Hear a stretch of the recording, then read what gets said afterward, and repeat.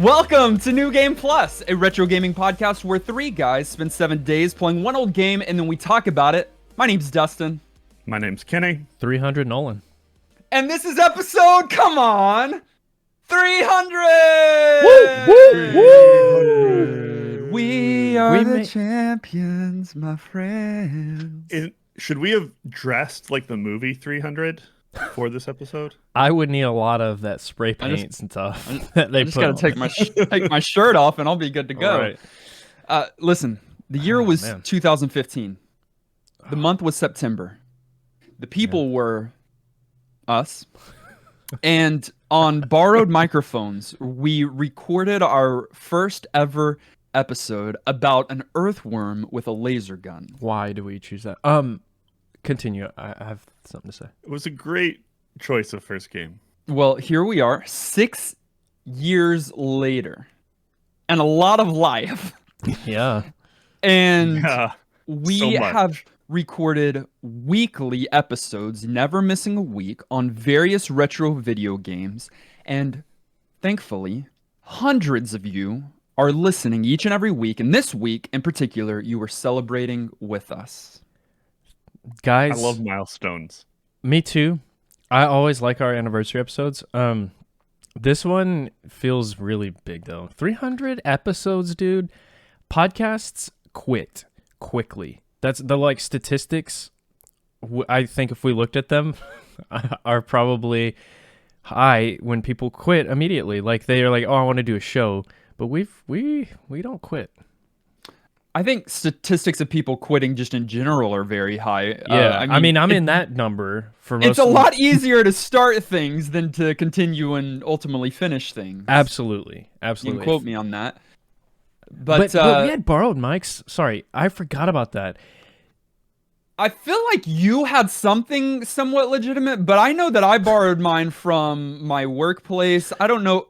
Kenny was probably talking on his phone. Kenny was probably using a headset mic. A headset microphone? A gaming mic. I think I was. I was probably just using a gaming headset mic. So guys, if you want to start a podcast, don't. You'll quit. No, but if you do start, just start. You don't need a mic, like a professional mic. Just do it. Over time, you can expand and grow and become who you were destined to be.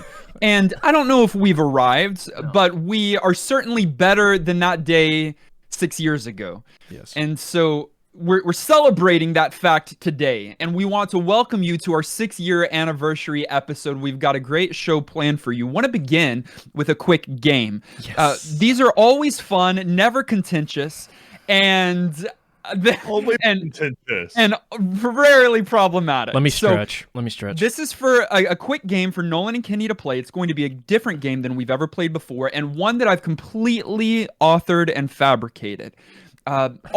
All games in our past, I typically take pieces from other things that I'm able to find in trivia online, things like that. This one, it was completely birthed out of my creative womb.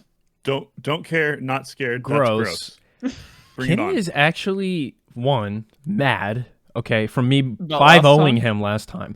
2, he's very focused. So I was laughing with him while you're talking, and he's not laughing. He's not my friend right now. No. Okay. It's time to throw Listen, down. this is the game. It's going to be a series of questions related to NGP certified games. So you should know all about them because you played the game and you gave them your vote for New Game Plus status. I won't. This is bad news. Each answer is a number that you'll need to record. You'll need to write that number down because I don't need to know that number. What I do need is at the end, after the final question, you will add up all of your answers, and I need one number, the sum total of all of your answers. Okay, a math component. You get it right, you win. You get it wrong, you die. Okay, how do we die? Like in our retro game of the week. How do we die?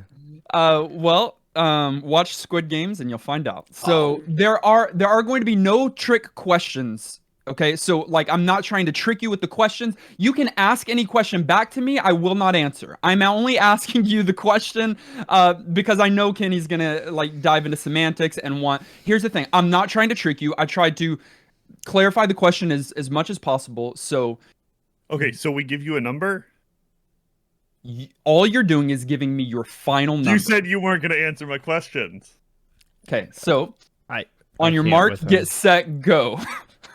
All right. The first question is, how many first generation Pokemon are there? You just need to write down that number. How many first generation Pokemon?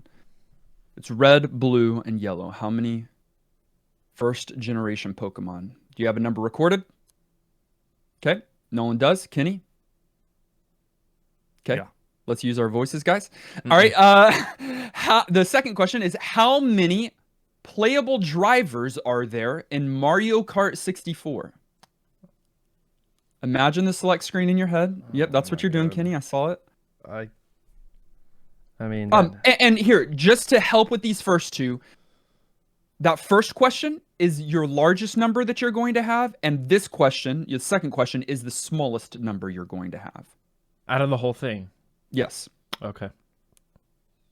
Just wanted to help you with that. Okay, how many playable drivers in Mario Kart 64? Okay, you got it?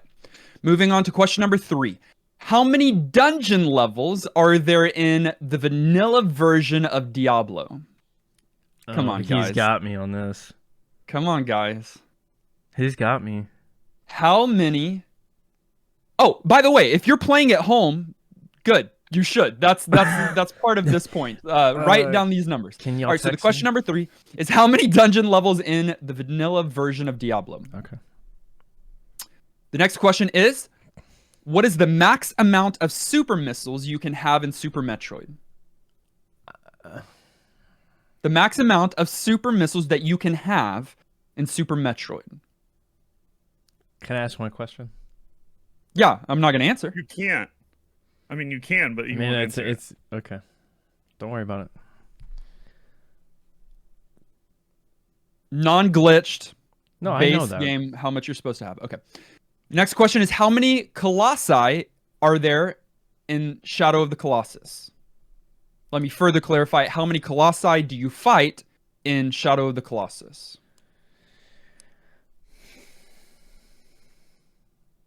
Come on, guys, you played these games. You gave it your vote for New Game Plus status. But you don't understand the pressure, okay? Yeah, your life isn't on the line. I'm about to die. You wouldn't get basically it. a guaranteed certainty that We are I'm not dead, alike. and you want me to just go with it? Listen to y'all go. All right, next question. How many total party members can you have in Final Fantasy VII? Just go through the list. Yeah, but that also easy. That requires remembering every single character. That's not in the game. No, I know, but you said playable party member. This is not a trick question. How many can you have in your full party? Okay. That's a different question. No, it's not. It's further clarification. All right. The next question is, which vault is the protagonist from in the original Fallout game? In the original Fallout game, I'll uppercut you for not doing Fallout 3. Look at Kenny. I feel like Kenny has none of these. I'm mad. There's no way. So wait, does the closest person win? Close on a few of them. Does the closest number win? Or we both die? You die. Okay. Die. Well then, Kenny, I'll see you. All right, on the other side. Done. Which vault is the protagonist from in the original Fallout game? You got that down? Yeah. All right. Next question. How many possible runes can you collect in Dungeon Crawl Stone Soup? Oh. I thought you were about Kenny knows that one. I know one. I know that one too because you sent me your game complete screen, so get wrecked. I thought you were going to say Diablo 2, and I was like, oh, okay. There's goodness, hundreds. No. All right, 2 more. Ready? How many selectable stages are there in the multiplayer of GoldenEye 007? Oh. Come on, Nolan. You can phone your dad. No, I can see the screen. Yep, that's what I did. I would imagine it in my head. Okay. How many selectable stages in the multiplayer of GoldenEye 007? Oh, no. Okay. And the final question is, how many 1-up mushrooms are there in Super Mario Bros? Simple. What, Kenny? Wait, are you doing math? He's going through the stages. 4-2, 4-3, 5-1, 5-2, 5-3. How many 1-ups are there in Super Mario Brothers? How many 1-up mushrooms? Because like you can get stuck on a shell like going over and over and get all the way up, but how many 1-up mushrooms? There's a finite number. Okay. Okay. Those are the questions. Simple questions about simple games that we played. You're going to do quick maths. You can use your calculator, but this part's very important because it would suck to get all the numbers correctly and to input them incorrectly. You're going to add up those numbers and you're going to give me a final number. That's as simple as that. Okay. So hopefully you're doing your math right now. And as you're doing your math, I'm gonna go through the questions just one more time for those at home. How many first-generation Pokemon are there? How many playable drivers are there in Mario Kart 64? How many dungeon levels in Vanilla Diablo? What is the max amount of super missiles that you can have in Super Metroid?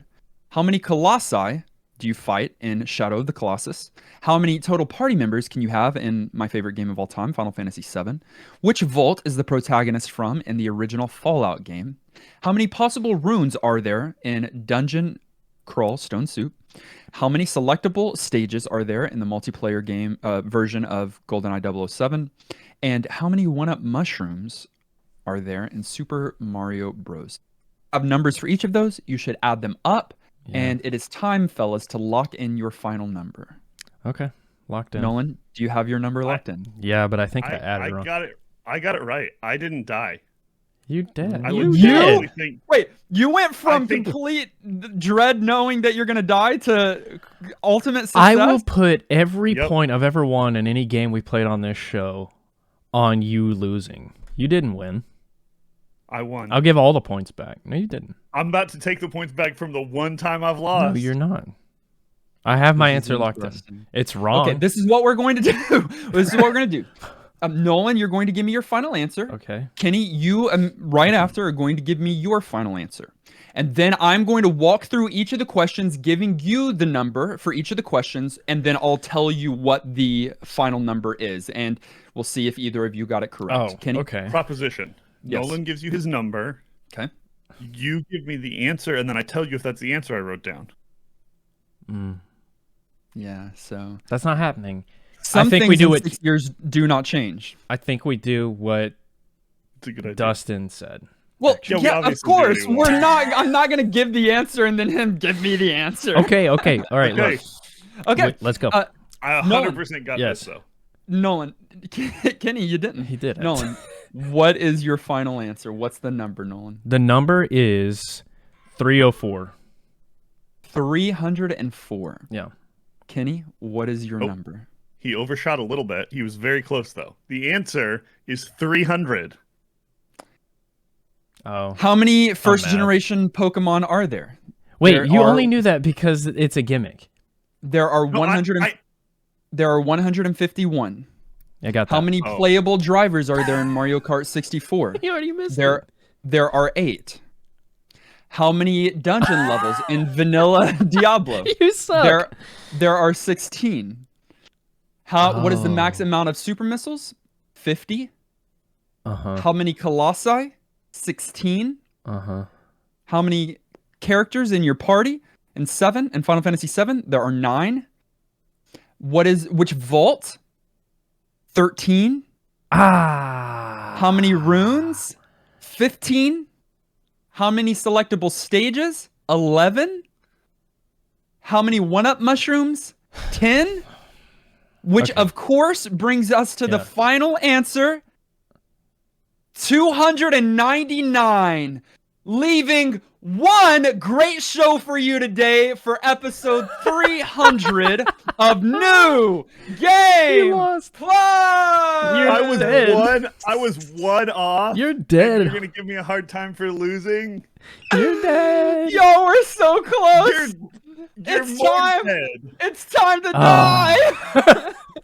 Yeah, let's die. All right, we'll let you live through the rest of this episode. It's wonderful. I hope that you followed me there with 299, leaving one great show, because 299 and 1 gives you 300, which is this episode. Hey, could the both of you together try to tell them a little bit of what they can expect in today's episode? Yeah. Kenny, the loser, will go first. Oh my gosh. Wow. If I mean, by loser you mean I was closer to the right answer. No. Look, not... Kenny had no idea what the numbers were. He just thought it was going to be close to 300. Exactly, which wouldn't have counted. I added up my numbers. I saw 300, and I went, oh, just before it has to be that. That makes so much sense. All right. Before we let them know. Before we let them know what they're in for, Kenny, what'd you put for Pokemon? Because you made the weirdest face at 151. I got a lot of these wrong, but just in a way that averaged out. I overshot some, undershot some. He put 17. It doesn't matter. 17. The end result is that I was closer than you, so I don't care about specific answers. All right. So, what can they expect? Listener. Yeah. You can expect a very special episode. We've never done this before, ever. Not even close to doing this. We are having listeners, you, call in and do some live call-ins on this episode. You're going to hear from people in our community, and what they're going to be calling in about is pitching a game to the three of us to be added to the randomizer. So it's similar to a Patreon pool, but anyone could call in, and any game can be submitted as long as it's 15 years old, of course. And it's going to be very, very unique. However, we do want the randomizer to have power, but we also want you to do a good job. And so if you do a really poor pitch, we're going to weight how much the randomizer emphasizes the chance for you to get your game into our game of the week for episode 300 pretty lowly. If you impress us with a really good pitch, we'll weight your answer a little more heavily, and hopefully your game will have a better shot of making it into the show. So it's all on you. Basically, we're looking for PowerPoint skills. You are also We're not going to show a PowerPoint. We're going to try to include as many of your call-ins as possible. If for some reason we have a superfluous number of call-ins, we might not be able to include all, or we'll just have a super long episode. And then some of you called in advance, which is great because your time line doesn't align with ours, and so that might not make it. We're going to prioritize live call-ins so that we can have some dialogue with you. But regardless, we thank you for being a part of this episode. Not only are we going to do call-ins, and your entry will still be in the show regardless. If your cut isn't entertaining enough to make the show, you're still in the mix for serving up a game for us. Not only are we going to do call-ins, but we're going to talk about at the end of our episode a little bit of vision for year 7, what we plan to and hope to accomplish. And then now, right before we start with our call-ins, want to do just a little bit of an NGP review. Are y'all cool with that? Like just talking about what we've been able to accomplish, us and our community and our team, within the last year, and really within the last 6 years of our podcast. I want to start with a few stats. One of our listeners, one of our producers really shared with me some stats about our podcast over the last 6 years. And so I wanted to share those with you because it's really cool. So we've played 295 games. Which makes sense because 5 of those have been these episodes. Right. Right. And so we've had 11 guest episodes, including our most recent one with Tom Tate. 285 episodes were NGP eligible out of that 295. And that's because for our guest episodes, we didn't necessarily give them votes, but the ones that we ended up giving votes, they were counted. So out of that, 51% of the games played were NGP eligible. Or sorry, that were NGP eligible received NGP status. Statistics. So 51%. Okay.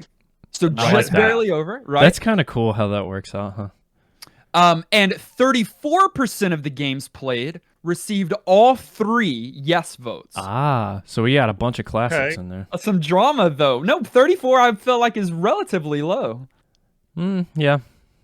So there's a little bit of contention there. Yeah. Dustin gave NGP status to 50% of the games. Oh, this will be good. This will be good. Kenny gave NGP status to 53% of the games. Mine's going to be higher. And Nolan gave 54%. Yeah. I like the ones that y'all hate sometimes. Just, I don't know. Dustin and Nolan agreed the most about NGP status.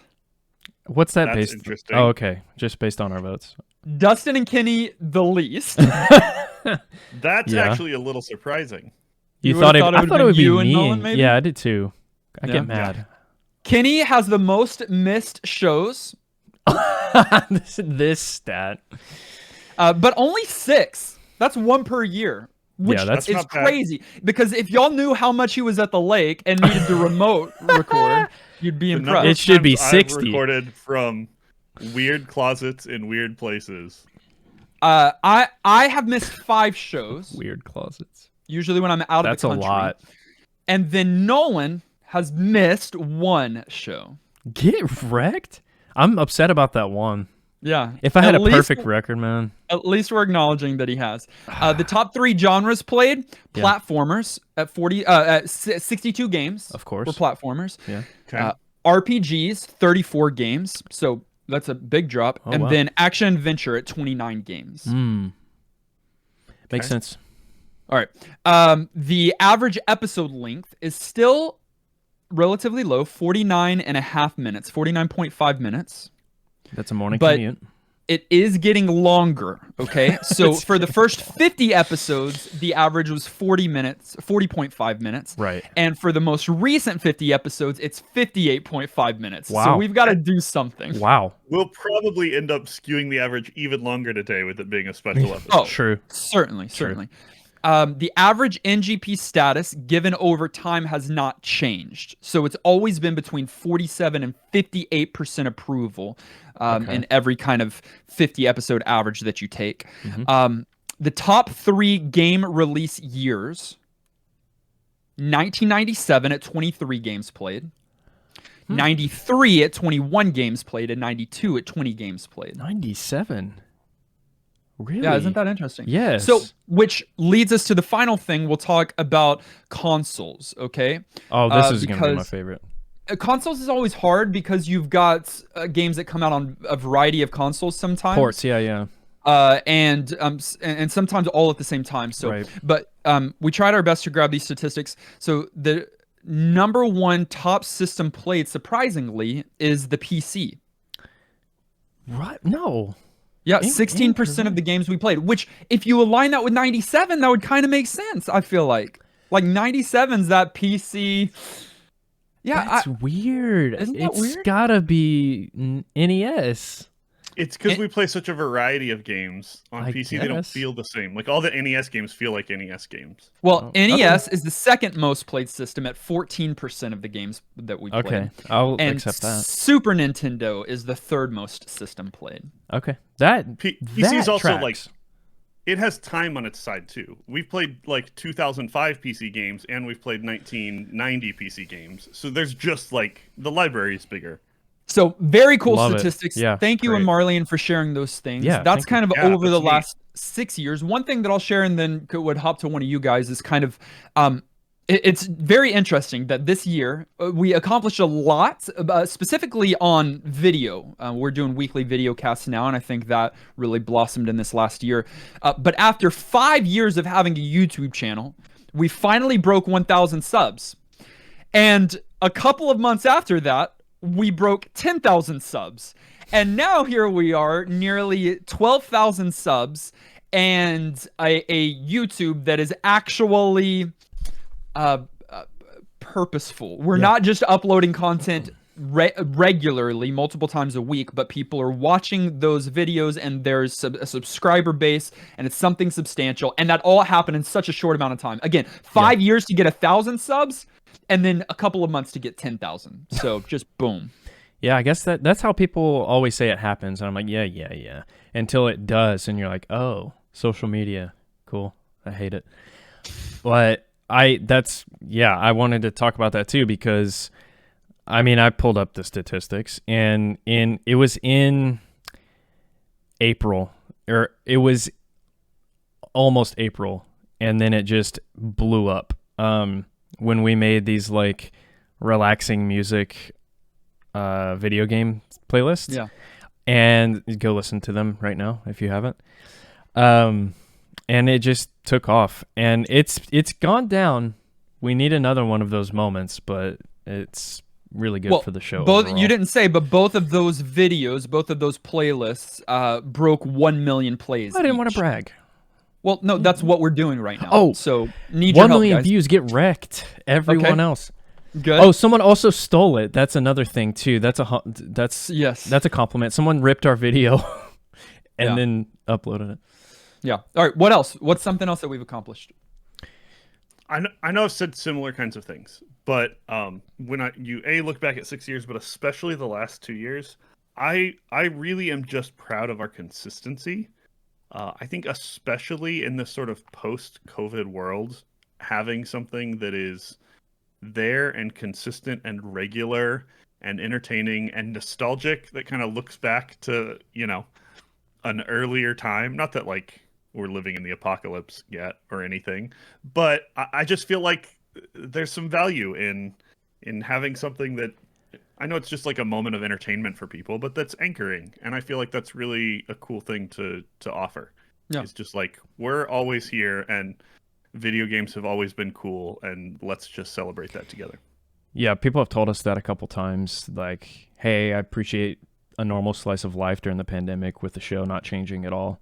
And yeah, I agree. And like along with that, our community, something else that we accomplished, our community remained consistent, and we put in place our first ever moderators in Discord. And yes, it's inside of Discord, but it goes outside of that too. Garlisle, Shauna, Antonin, Brojum, they just like go above and beyond at helping us like with like small things like announcements in Discord, but then also just, I don't know, keeping the community alive and informed. And I really appreciated that and love seeing that team like step into that role so willingly.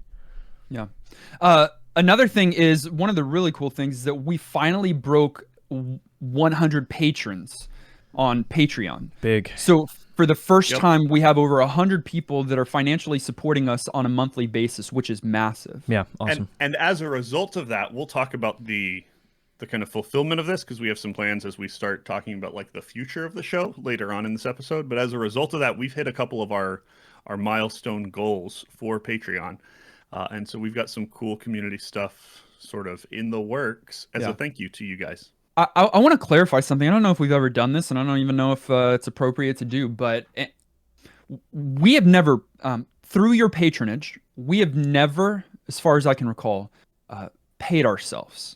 Mm-hmm. Which I think it'd be completely fine to do for people to do that. That's completely fine. But sure. We have always, 100% of the time, taken those funds that you've supported us with and put it back into the show. We have now a team that work with us. And so we pay our editor, we pay our graphic designer, we pay our social media manager. We pay these people to do that. And then we've got fees to be able to keep the show running as well. And we were able, I believe this last year, to make our final evergreen upgrade that we'll never have to do again. We've got top of the line equipment to be able to record so that you're listening to our dulcet tones and silky smooth voices at the highest frame rate possible. Well, that one a little shaky, but we're working on the frame rate. But yeah, I think that's appropriate to say. I mean, that's a huge part of why our quality kind of saw a spike as well. I mean, this didn't happen in the last year. I'd say our quality has been up there for a while now, but it's because, from Patreon, y'all's support has meant so much, and we didn't take any of it because we thought, we want to keep doing this and making it better for the listener, for ourselves every time we sit down to record. So, I think breaking 100 is cool, and those goals that Kenny was talking about, COVID threw a wrench in the mix, so like that's why some of those have been delayed. But we are currently working and planning on getting those out there and coming up with new goals. I love waxing poetic, and I think we've had some really cool stuff happen in the last 6 years. But guys, we have a queue of people waiting to pitch us their games for what we want to play next. And if we don't get to them, we're going to spend all day recording this episode. Okay. So let's go. Let's hear from people. All right. Yeah. Sit back, relax, and listen to your own voices, and get over how much you hate it, because we had to do it. Kenny's never done it, but we've had to do it. Welcome, Chris. Thanks so much for joining us. We don't get to know everybody around here, and so would love to take just a minute before you pitch to get to know you a little bit. Where are you calling in from? I'm calling you guys from Quebec. Quebec. Oh, Quebec. wonderful. Nice. I'm a French Canadian. Okay, very cool. And how long have you been listening to the show?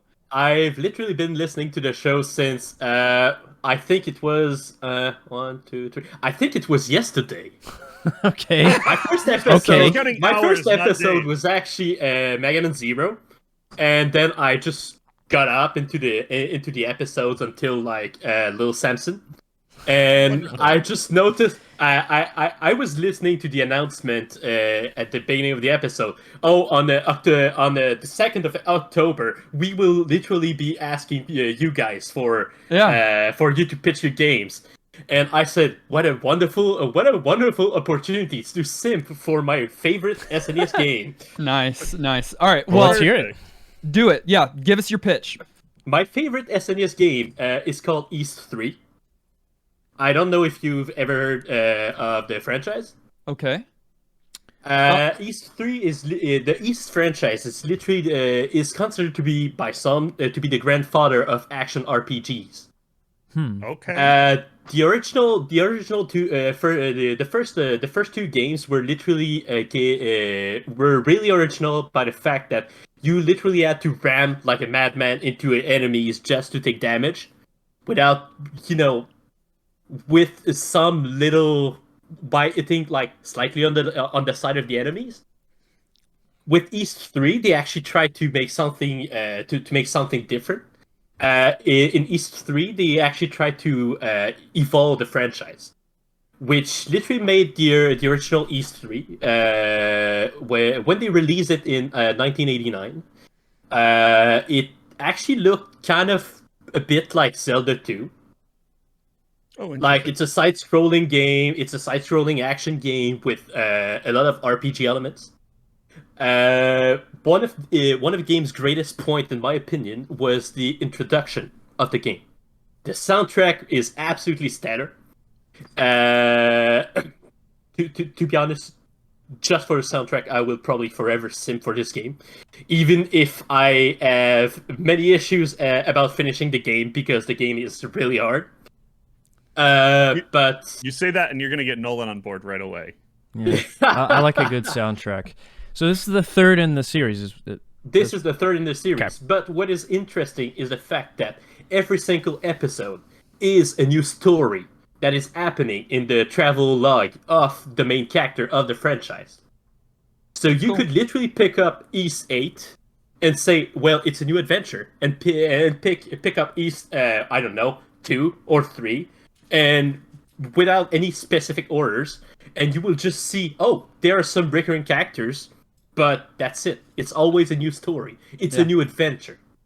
Got it. It's a super cool concept. All right, we love it. We'll add it to the list. Well, just to be clear, it's spelled YS. Is that correct? YS, yes. YS. All right, we've added East 3 to the list. Thank you for coming on for our 300th episode, and thanks for finding our podcast just a couple days ago and listening to us now. Yep. Thanks, Chris. Honestly, I aim to listen to more of the podcast. Maybe skip some of the early episodes because the quality was the audio quality was kind of rough. Rude, but they were still interesting. No, so we came right a now, long way. right now, I was listening to Chrono Trigger. So I think I'll just go finish it. All right, do it. Cool. Thanks, So Chris. fun. Enjoy Bye. the backlog. Bye. Hello. The gaming druid. Hey, how's it going, guys? Pretty good. Pretty good. How are you? I am doing fantastic. Super excited to give you guys the best pitch you've ever heard. All right. I can't wait. We just came off of a pitch from someone who found out about us literally like yesterday. What was your first episode of NGP? First episode. That's a good question. It was about a year and a half ago. I was a custodial worker at the time. Man, it may have. Oh, I remember. It was Final Fantasy Adventure Seiken Densetsu 1, the Game Boy game. Yep. Yeah. Fun. Yep. That was it. I remember. Nice. Okay. Very cool. Let's hear your pitch. From the Gaming Druid. Yes, from me. I'm the gaming druid. So I am pitching Yu-Gi-Oh! Forbidden Memories for the PS1, and I've got several reasons I'm doing this. And the most notable reason, though, is why pick a game that everybody knows will get NGP. The most interesting episodes, I think, are the ones where we don't know where you guys are going to land. And trust me, this is definitely one of those. For those of you guys who don't know the way this game works, it was created before the trading card game was a thing. So the rules make absolutely no sense, and it's wacky, and it is great. Yeah, it's not good. The rules don't make any sense. So when you start the game, just to give you guys an understanding of how ridiculous and just crazy this game is, it gives you a randomized deck, and in order for the game to even be like remotely beatable, you have to have certain cards in that deck. So what you have to do is randomize and reset your game until you get a deck that's like viable to potentially maybe be able to beat the game. That's how ridiculous and cryptic this game is. And part of the game is farming for cards, and at the end of each duel, you get one card only, and the odds of getting the good cards that you need to actually be able to beat the game are like so abysmally low. Also, you guys have not done a Yu-Gi-Oh game yet, unless I'm mistaken. So, Nope. You've hit a lot of the other big franchises. Your Pokemon, you just did Digimon for the first time, right? So I think that's another reason it should get 3 entries. But All right. That's my pitch. Kenny, do you have you played or watched Yu-Gi-Oh? I went through a phase where I watched Yu-Gi-Oh back in the day. Whoa. Yeah. Nolan, have you played or watched? No. Yeah, me either. Wait, Kenny? Kenny has? We just learned Not like something a new. lot, but I'm familiar with the franchise, yeah. Okay. Well, the Gaming Druid, I love that you don't like it's who knows if it will be NGP status or not. Yeah, That's I like a lot that of too. fun there. Nice. And before like it comes out before Yu-Gi-Oh came out, so it's just making stuff up. Yeah, that's hilarious. Like there's no rules is just right. Gotta love it. Thanks for your pitch. Yep. Yeah, no, I appreciate it. Thanks for 6 great years. Oh, Thanks, thank man. you. Hey, Jimmy Duke, what's up? I'm good. Well, That's great. Initially, like, hearing your Dr. Mario episode, like, I mean, my pitch isn't Dr. Mario, it's Mario Golf Toadstool Tour, but with the Dr. Mario episode, which I'm a huge Tetris and Dr. Mario fan, so, like, just hearing how you're like, it's just Tetris clone, I'm like, there's a bunch of strategy that you don't do in Tetris. With Tetris, it's like managing like where to put the pieces. With Dr. Mario, it's about setting up like scaffolds because Toadstool viruses don't, and combos and. Okay, so we were wrong. Are you? What game are you pitching? And it's Mario Golf Toadstool Tour. Ooh, Okay. Okay. Let's hear it. Why? It's on the GameCube, which. I mean, personally, I haven't played it, but I played the next game in the series, World Tour, which has mechanics from this game, but I've seen videos of Toadstool Tours. Didn't a recent Mario Golf come out? Yeah, Super Rush on the Switch, Okay. which has, like, dumbed-down mechanics, like, no precise timing, because Toadstool Tour and World Tour, there's an auto mode where it'll do your like accuracy stuff for you. You just have to do power. But there's manual mode where you both have to do the power and the accuracy. Okay. So you need a little That'd be skill. all about a in there. racing game. Yeah. And GameCube is It's always not a fun. racing game. It's not it's a racing golf game. It's a golf game. You Oh, golf! I completely didn't follow. Although, to be fair, there is a speed golf mode where it's just your standard golf, except scores just based on how long you take. There you go, Kenny. There's your racing. I'm sure someone has speed run the game. I'm sure there's a way to play it with time. I'm excited. I would play golf. Excited about another RPG. Let's do this. Yeah, thanks so much for the suggestion. Yeah. Thanks for listening to the show, Jimmy. You're welcome. Bye, Jimmy. Casey. KCDC24. Welcome. Thanks.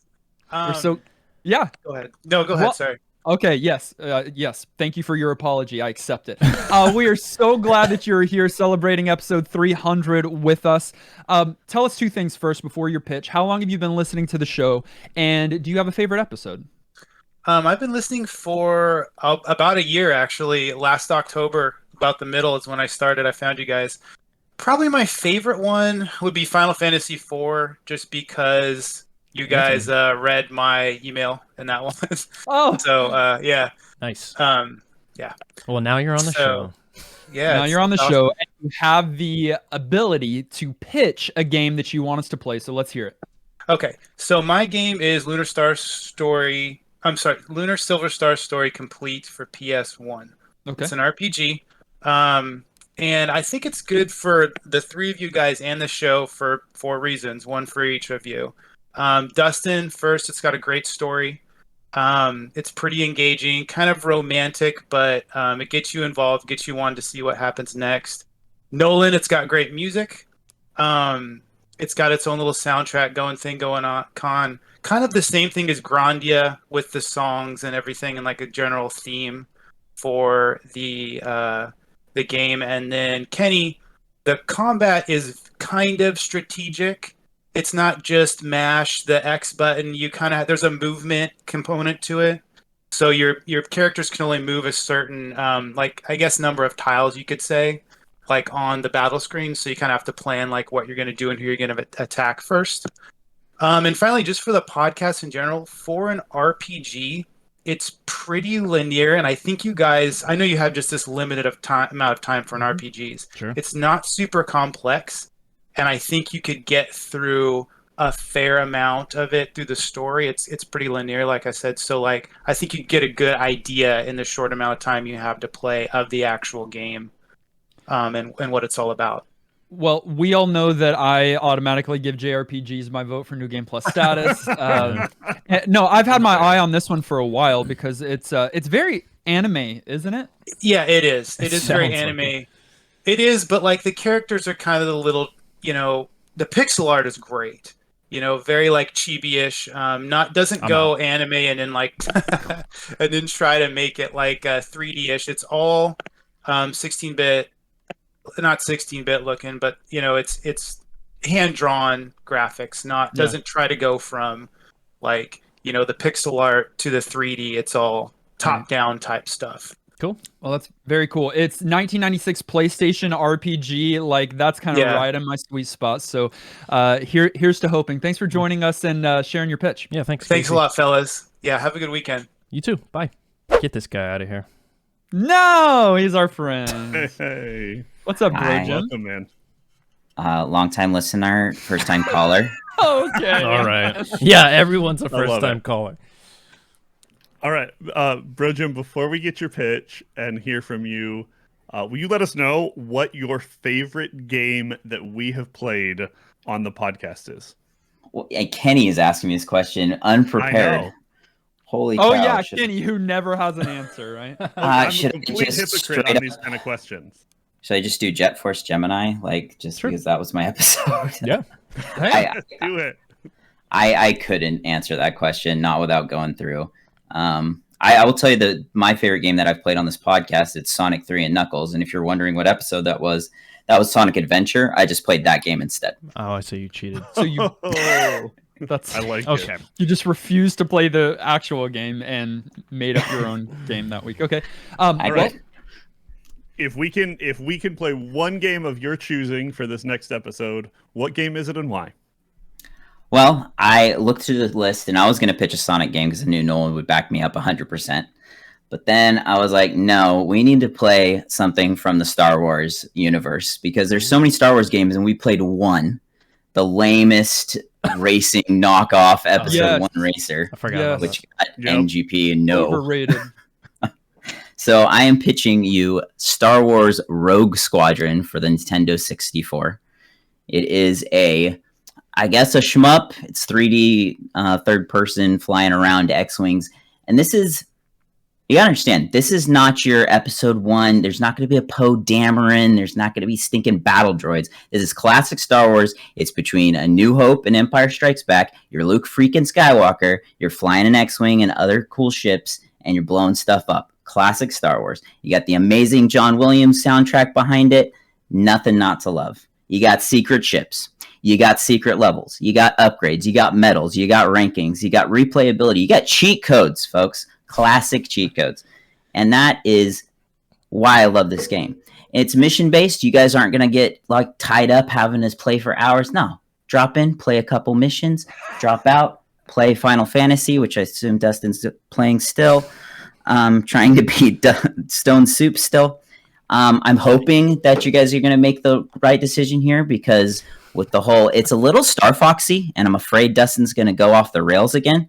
But it's a little bit more open, a little less on rails, so I think we're good. And as far as being a AAA title, this type of game, I've tried to find them on Switch. The whole 3D flying spaceships, blowing up things in space, they don't make them anymore. There's some indie games, but no AAA titles. So I'm really looking forward to you guys trying out this AAA Star Wars universe title for the greatest system, N64. Okay, confirmed. Brogen works for Disney. And nice pitch. Confirm it is Star Wars Rogue Squadron for the N64. Yes, and it's also available on Steam. Ooh, play a little Accessibility. PC. All right, Bro Jim, thank you for not only pitching today, but for being a core part of our community. Yes. You are incredible, and thanks for being a part of episode 300. Thanks, guys. Hello. Hello. Hey, guys. How's it going? Pretty great. Good. How are you, Tim? How are you? Very good. Very nice to talk to all of you. Okay, before you tell, and your answer might be the same, but we're curious. What's your favorite game of all time before you pitch your game to us? I think it's the same as yours. It's Okay. Ocarina of Time. Oh, mine? Oh, no, same as yours, Ocarina of Time. Ocarina of Time. Okay, correct answer. You can stay and give us your pitch. Go ahead. I'm in. So, to start my pitch, I wanted to keep it in the spirit of the podcast, so I picked 2 games because I wanted to be like Kenny. I could not decide. Not follow the rules. They're going to be very quick, and I have a coin to flip in my hand, so no worries. Oh, nice. Perfect. I like it. First game is on the Sega Genesis, 1994. It is a very weird one. It is Sonic 3 / Sonic and Knuckles. Yeah. I picked this mainly because Dustin hasn't, I don't think, liked a Sonic game yet, and this is peak Sega Sonic experience. It's weird because the cartridge, actually, Sonic and Knuckles has a port on top of it that you put Sonic 3 in order to get the whole game because they were limited by cartridge restrictions. Oh, that's weird and cool. So emulating it might be a little odd. I'm not sure.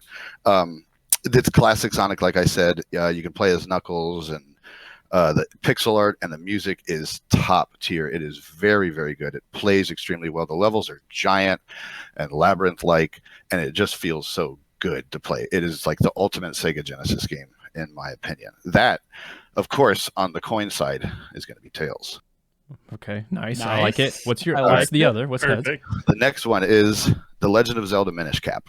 Woo! I picked this Roland just got because so hyped. you guys, and I know Dustin also love GBA. This is a great GBA title, 2004. I picked it because Zelda's my favorite series of all times. It's all over my walls right now as I'm talking to you guys. Zelda has many offshoots in the series. Zelda 2, Bit Adventure, Link, Spirit Tracks, weird ones people don't play and don't know about. This is one of those. It is super good. Of course, the music is wonderful. The gun design is really, really good. It feels like a Link to the Past mixed with a little bit of Wind Waker vibes and look. The gameplay is unique to Zelda because there's a whole shrinking mechanic to it. So you can walk up to a log and it's rotted out and there's a hole in it. You hit a button and you can shrink down. All of a sudden the log is the whole screen and you walk inside, making the dungeons really, really cool. Yes. One last thing I wanted to say about it is something I've never been able to air out in like my nerd circle. I have a hypothesis about the GBA and why everything is so good on it. The Game Boy Advance is the last time that developers had to use pixel art out of necessity, thus making it the best pixel art always. Fair I like enough. that theory. All right, Let's do flip your that coin coin, flip. baby. Here we go. Pulling for heads. It's heads. It's It's heads. heads. It's actually a little Hylian shield that I flipped. Beautiful. Oh, I love very it. cool. So the Legend of It's Zelda, Heads, the Legend Minish of Zelda Cap. Minish Cap. Oh my god, that means if you guys pick it, I'll get to play it again. Yeah. Very cool. Love the Tim, theatrics. thanks for the pitch. Thank you guys. Y'all have a great one. You too. You too. Lil Diz. Lil Diz, welcome to the show. Well, hi. We're so glad that you're here joining us. Where are you calling from? I am calling from Ohio. Ohio. Ohio. Kenny, have you ever been to Ohio? I don't Too long. believe so. He doesn't remember. My family is from Ohio. No, I haven't. Like way back. I don't think that I've been to Ohio either. Lil Diz, have you? Oh, I hope so. Okay, Cool. great. Well, go ahead, pitch your game to us. I want you guys to play Final Fantasy III on the Super Nintendo. Okay. It's the greatest RPG ever. You have the villain who actually becomes a god, and the greatest scene ever, the Opera House scene. Got it. I like Opera House scenes. Short and sweet. And I like Final Fantasy. And I like Ohio. Lil Diz, thank you so much for stopping in and sharing the game with us. You're welcome anytime. Unmute that mic and introduce yourself to the world. Arius, welcome to the show. Welcome. Hey, how's it going? Good. It's going We're so pretty glad good. you're here.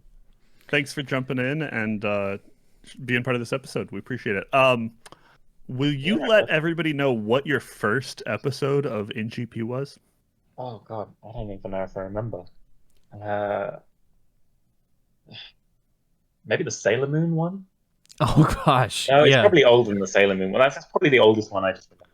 But I'm sure one's before then. That was a notable one for sure. Even It's if pretty it good, wasn't yeah. I've gone back and watched like older episodes. That was a fun episode. I've got fond memories of it just because I don't know, the episode itself was a fun recording. Sweet. Well, appreciate it. Let us know what game you think we should play for episode 300. Okay, I am pitching Mario Party 3. Okay. We've not played a Nice. Mario Party game. That would be Yeah, I so think that is interesting. actually one of the reasons for my pick. Okay, let's hear it. Okay, so having listened to a few of the past episodes, not all of them, but a few of them, and the ones I've heard since listening to the podcast actively, I've noticed that the most fun episodes, or the ones that I find most enjoyable, are the ones where all three of you guys play a game together. So I tried to look, through what games are fun to play together. Smart. Because it makes for the most banter, it makes for the most fun. I like the episodes. Everyone plays the game together. And what better game than Mario Party playing together? Yeah, classic couch co-op. That's kind of We my will first not reason. be My second friends. reason is that Yeah. I thought it might be fun for everyone to play together. So if this gets picked, and pretty much if any primarily multiplayer game gets picked this week, I will write a step-by-step guide on how to set up NetPlay on any emulator to play that game together with people on the Discord. So I like all that. week we could be playing Mario Party 4 on Discord together, the community. It sounds like fun to me. I like Oh. that promise, politician style promise. So you Yeah. gotta follow exactly. through. See, you gotta have more to your pitch than just Yeah. you gotta have All right. promises. Okay. So, Just to uh, clarify, A carrot to dingle. you said Mario Party 4, is that I correct? did say 4. Now there's a reason I said 4. Okay. 4 is, in my opinion, not the best Mario Party. It's not even one of the better Mario Parties, but it's the one that's most iconic. I think everyone has nostalgia for Mario Party 4, or I think it covers the most people who will have nostalgia for a Mario Party game. It'll be 4. I'd say 7 is a lot better. 5, the next one, is a lot better in my opinion. But 4, everyone remembers 4, and it was the first one on the GameCube. You can play it NetPlay, so yeah, Okay. 4. Beautiful. Perfect. I thought the N64 ones, the graphics might put people off. But Sure. Well, thank you for your submission. Thank you for being a part of the show. Yeah. Tell Dom we said hello. she's right here. She can hear you. She says hi. All right. Bye, guys. See you guys. Bye. Welcome. Hey, it's a you. It's a bad joke. This for as long as I've been using this name.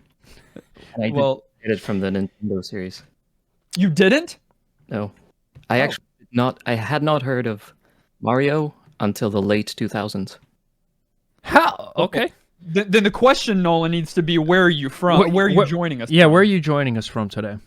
I'm from Slovakia, which Okay. used to be the same country with the Czech Republic where Antonin's from. Well, So I've got that's so cool.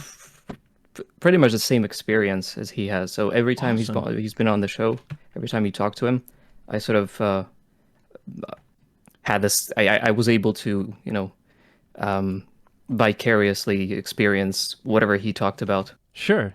Yeah, So that's actually Hamtaro, you have a connection to kind of games Hamtaro? you've I think Antonin did. Awesome. Well, Luigi, welcome. We're so glad you're here. Take a moment and pitch what game you'd like us to play for episode 301. It's Might and Magic 8. Oh, Kenny's happy. All right, why Might and Magic 8? Because Might and Magic 7 was the game I got my name from, the random generator for the party creation. Plopped it out. I liked it, so Nice. I started using it. I was confused when people started sending me pictures of this green-clad mustachioed guy. Mm-hmm. And it basically dominated my childhood. I remember all the childhood games, both at school and with my brother, were Might and Magic 7 related, with all the classes and the races and the story being dominated by Might and Magic 7. We went on a holiday to Italy, and all I could think of going there and back was what I would do in the game when we came back. Oh wow. I was about 6 or 7, and so basically my whole world was Might and Magic 7. I'd liken it to Nolan and his relationship to the Ocarina game, Ocarina of Time, and Final Fantasy 7 for Dustin. Yeah. Okay, so this was your bread and butter. Exactly. I had not heard of those games until very late in my life, so you can imagine the lack of nostalgia not allowing me to enjoy any of them. And so I guess you felt about Might and Magic 7 the same way I felt about your games. But it was my first episode. Yes, sorry? Oh, I'm just saying, I loved Might and Magic 7, you recall. And I'm so sad that the guys didn't like it, so I would love if we made them play 8, just so I could get into that universe again. So it's perfect. I'm with you. I'm 100% with you. In fact, when I first listened to the episode, it didn't matter to me because I didn't know you guys, but I was in a point in my life where I needed a podcast, so I started listening through the backlog from the first episode up. And I think it was episode 200 and something. And so by the time I reached it again, I had developed an emotional connection. And so you can imagine you played that game. You can imagine the hate that was inscribed on every single nano angstrom of my I don't remember the monologue, but it was the hate monologue from I Have No Mouth and I Must Scream. That's what I felt toward the two of you. And I love the fact that for the next month or so, Kenny protested every chance he got.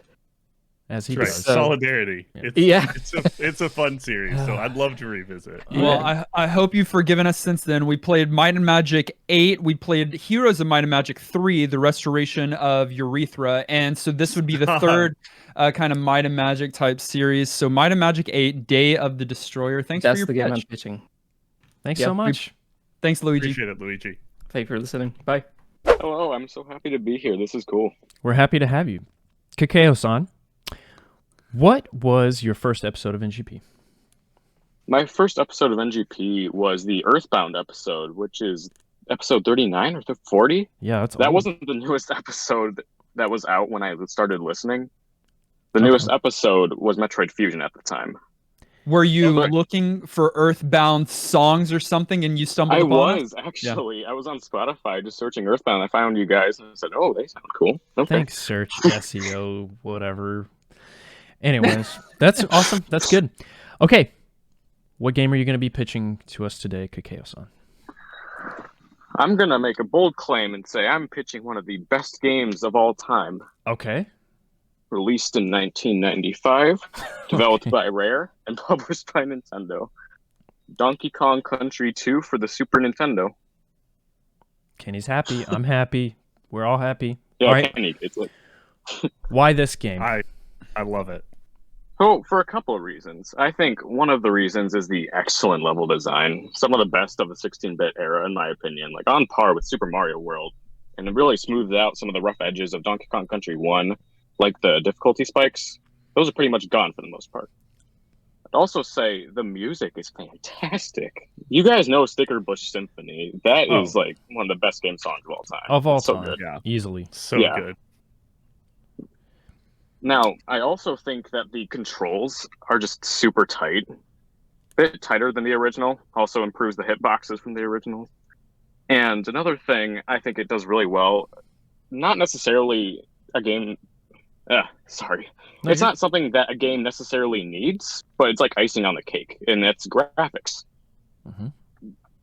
Have 3D graphics? I don't remember how exactly they pulled off the 3D graphics, but 3D images plastered into 2D sprites. Looks beautiful. Yep.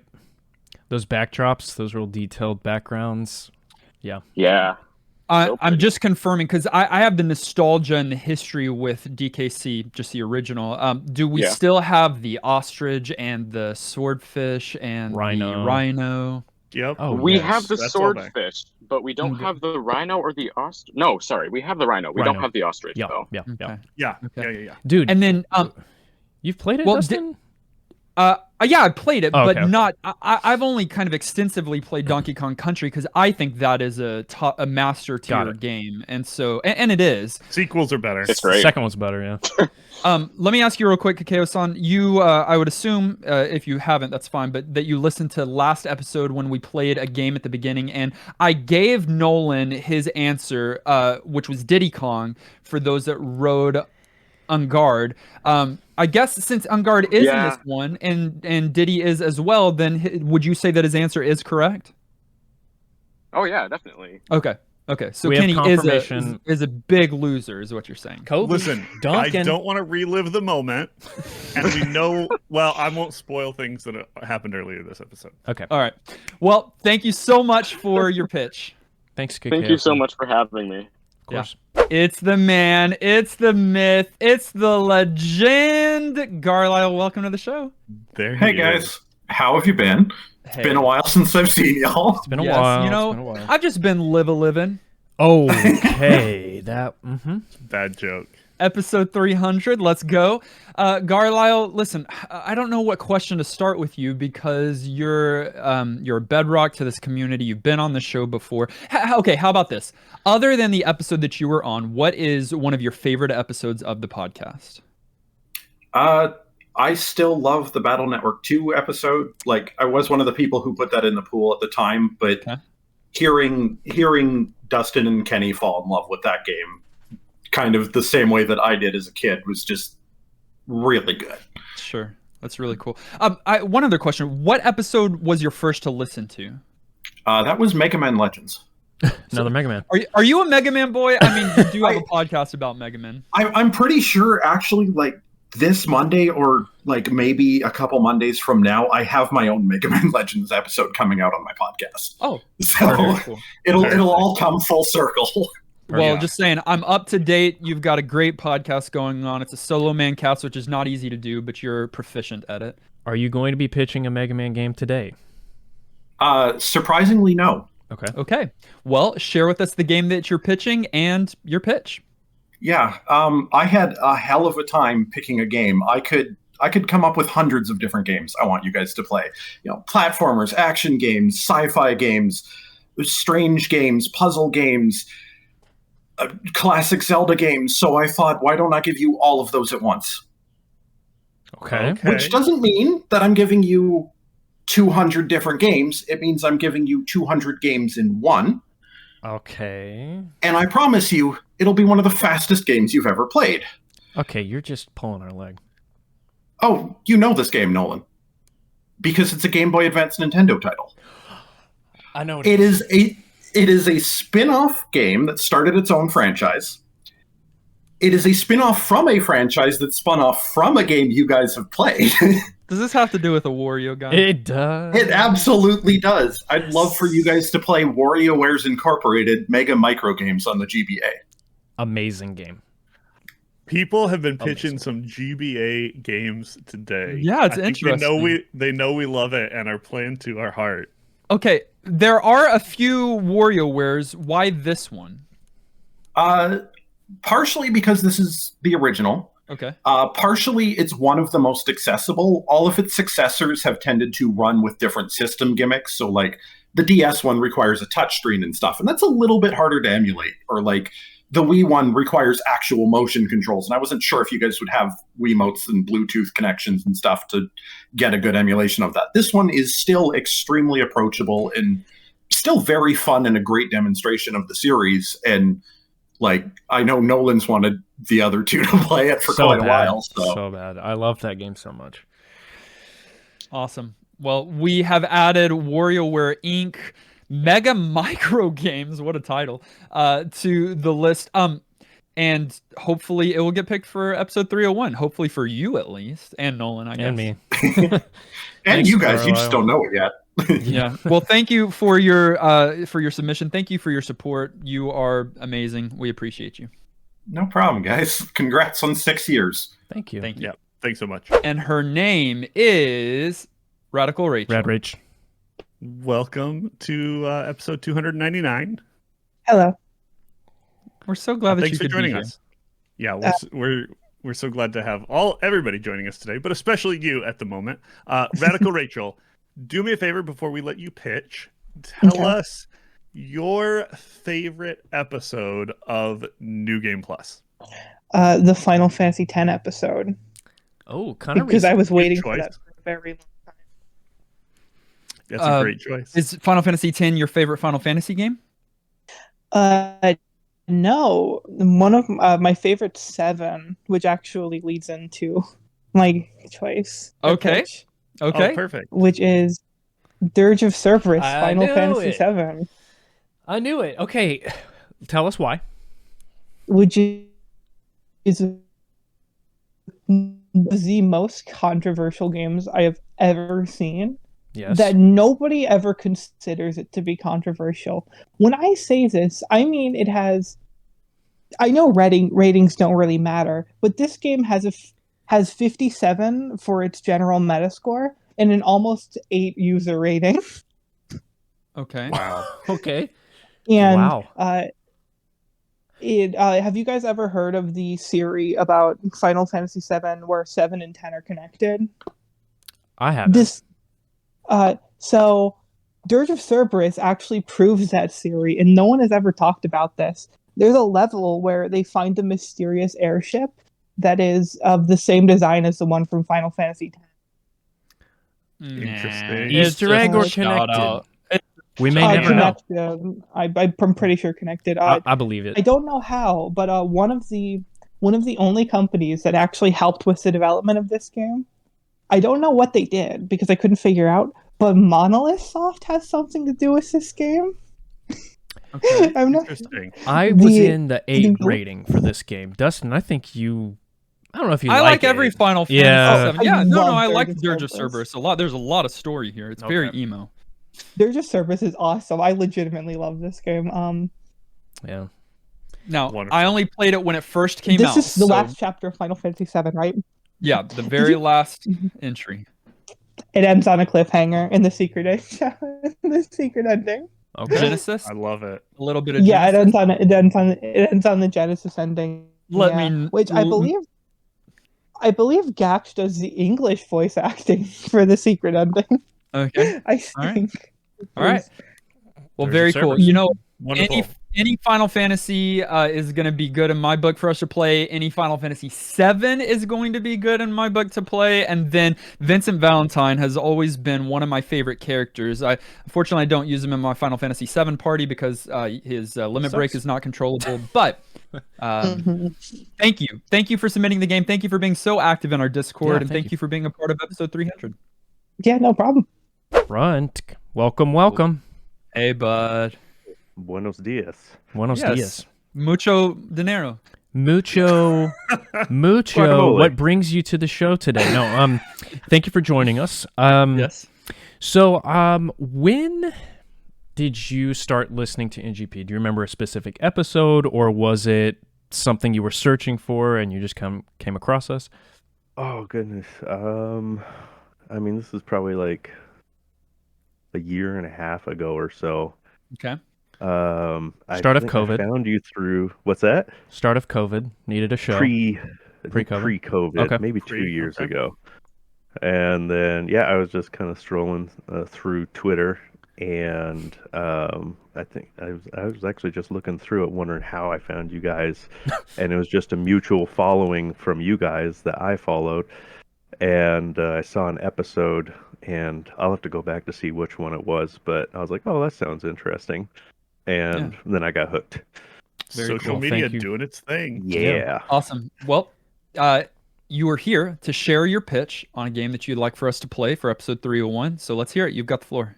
Okay. I am going to recommend we play Legend of Zelda Oracle of Ages. Oh, and I know no one's going to like that one. Okay. And But here's the thing. Yeah, you were about to say it, so this is pointless for me to do this. I'm convinced. Make these two believe you. Make it very convincing. Go. Okay. One, there's a few different things here. One, I had a lot of health stuff going on at the time. That's actually how I found you guys. Was just kind of going through a lot, looking for a good podcast to fill the time. And then I was also looking for some good Zelda games to play. I wasn't a Zelda fan.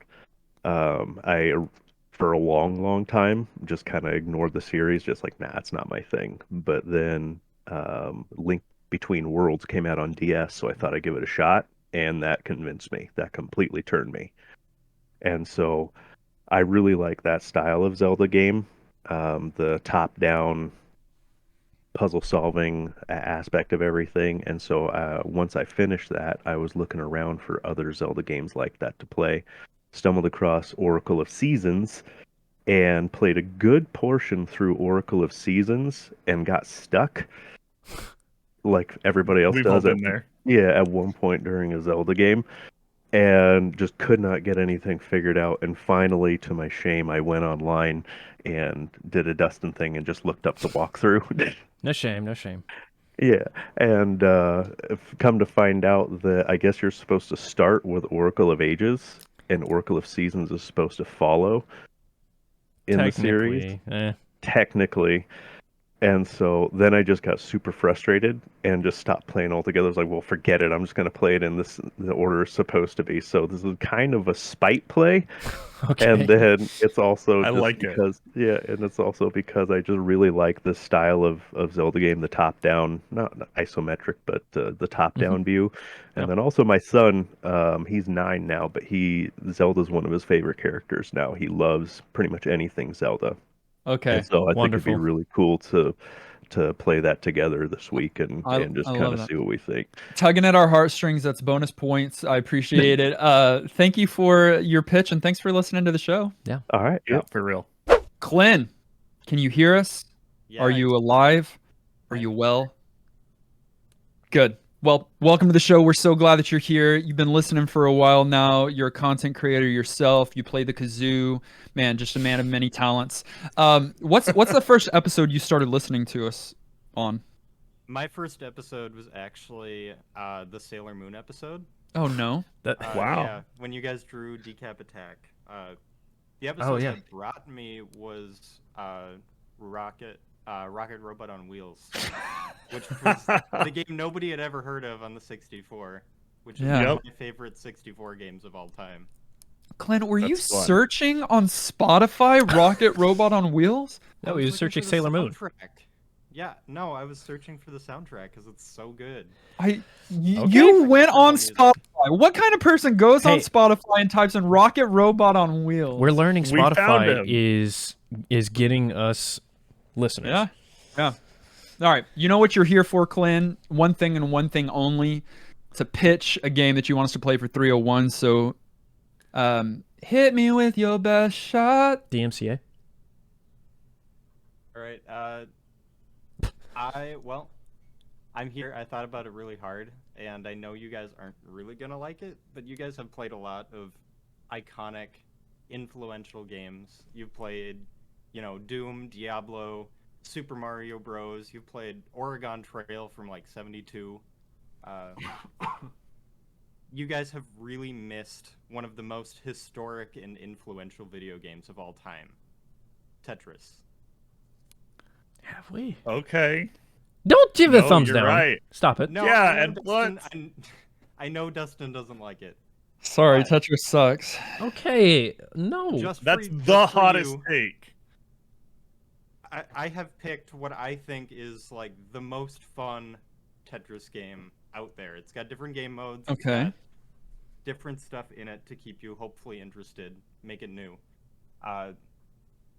It's not the Game Boy version. It's not the original arcade. It is an arcade version of it. Tetris, the Absolute, the Grandmaster 2 Plus. That's the Is name? that what that it's the name? called? That's the full name, yeah. Just the audacity of that name as a title on its own. Tetris had makes some me wanna play wild this game. names. Tetris the Absolute, the Grandmaster 2? Plus. Plus. What's the plus? I believe it's actually a rendition, so like they made some changes to the original arcade. Okay. And Yeah. released it. The arcade cabinet was only released in Japan, so. Well, So we're gonna have to go to Japan. down, Okay. Away. I'm down. You guys can Fly to you can't Japan, think it's that fast. find an actual cabinet, Yeah. play it there, learn Japanese. We're on it. Well, all right.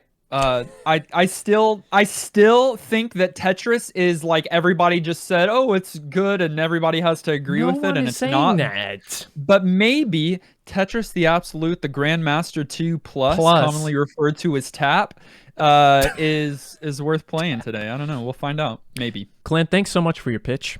Bill. It's Bill.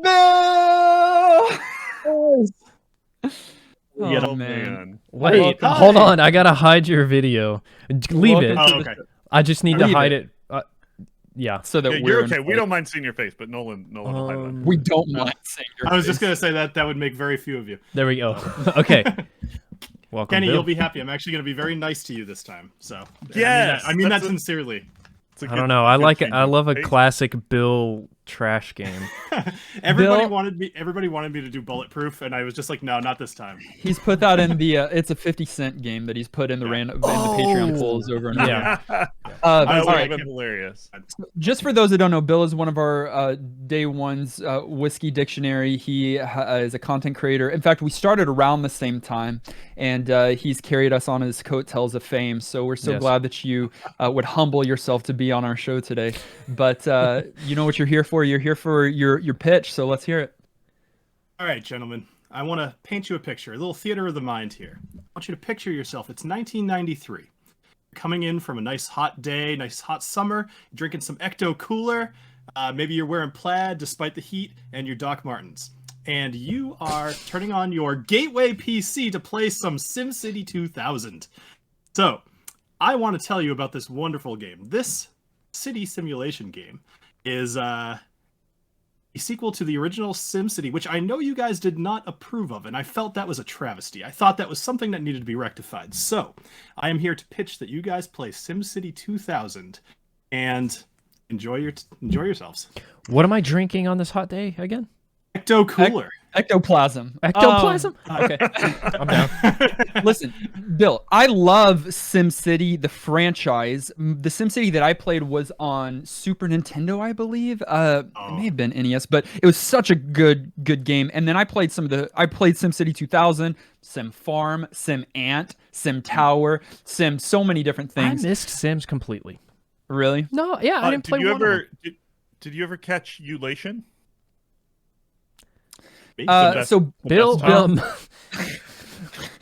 we ignore Kenny. So SimCity 2000, do you have like a specific connection to it? I mean, were you that kid drinking Ectoplasm and Doc Martens?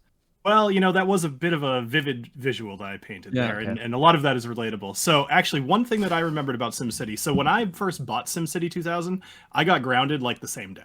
And so I was not allowed to play it.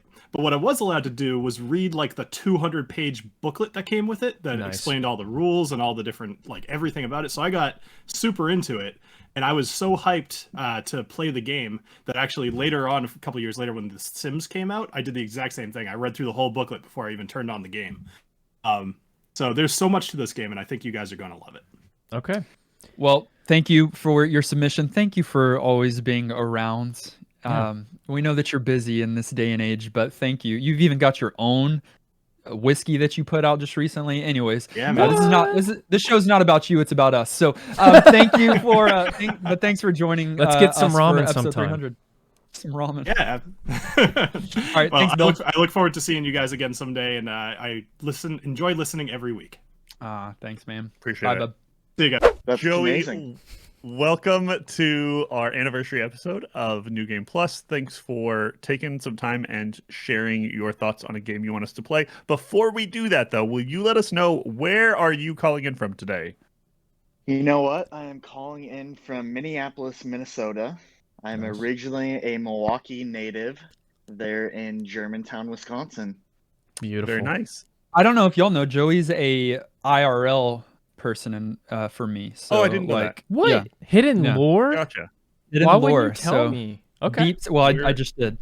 So right, Joey, Germantown. you're here to pitch a game to us. So you've got the floor, and you've got our ears and our hearts. All right. We are talking about the game Fable, released September 14th, 2004. Nice. And here's the thing, it's for Xbox. You can play it on Xbox One. You can play it on Xbox Series X. You can play it on Steam. Playability is super high, which is definitely a factor when I pick a game. We are talking about the hero of Oakville, who is just set to basically save the world and save his family and save what was pillaged of what he can remember of the village he came from. And we've got his mother Scarlet. We've got the Heroes Guild, which is he's drawn in through Maze, and then the villain Jack. And so all these people play into the story of Fable. What I love about the game is that throughout the game of Fable, you are faced with decisions, and decisions that will ultimately shape whether or not your character is seen as good or bad. There's not necessarily a specific evil, but it is a huge factor, especially at the end of the game, whether or not you make a big decision that will decide the fate of your hero and the ending that you receive. Now, I know this, Dustin is high on story. I know that the others on here, like Nolan, is big on music. And then Kenny, I gotta be honest, man, I've listened to all the episodes, and I don't really know what your niche is, or that you have one. Doesn't have one. But I know you enjoy PC gaming and games that maybe I would say are not as linear, so this may not fall quite into your category, but because it does fall into the category of strong story and decisions to be made of a hero that is working to basically avenge what had been done at the beginning of the game, his village being destroyed, and multiple plot twists happening that will captivate you in order to stay a part of the game. And while not trying to give any spoilers, a decision at the end of the game that will decide what ending you will get, which ultimately plays into playability and the ability to go back and play the game again to see which way it will turn. All right. Sounds interesting. And can I add one last thing? Of course. It is Yeah. this for Nolan. It is Okay. a 4.9 rated soundtrack on every single major media streaming service. Wow. And on as far as story, Metratic would have ranked it in 89%, but by users it was rated 92% liked. So it is a highly rated game. I mean, I've got history of Fable, Nolan. Yes, for sure. Okay. Yeah.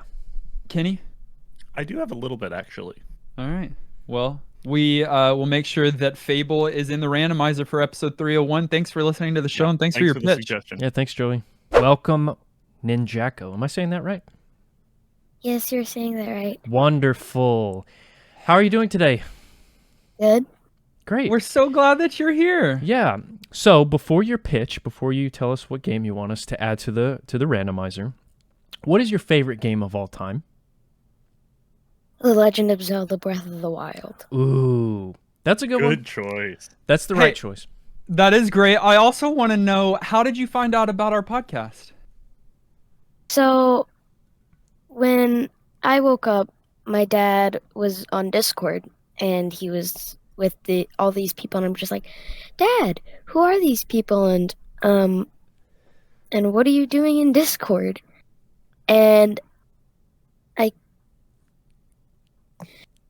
then he says, oh, well, I'm with the podcasters for Retro Gaming, New Game Plus. I'm just like, what's that? And it's a podcast. Yay! That you guys do. It is. is. And then I asked him, can I join? And then I could, but I had to choose a game that I could do. And I'm just like, okay, that sounds cool. That's awesome. I come in and all these people are talking and asking me, oh, what game do you want to pitch in? And I'm just like, well, Majora's Mask. But... Oh, wonderful So is that choice. the game you're pitching? Yep. Good Okay. choice. Why did Tell us why a do you little bit want about us yeah. to play Majora's Mask? What's your favorite thing about it?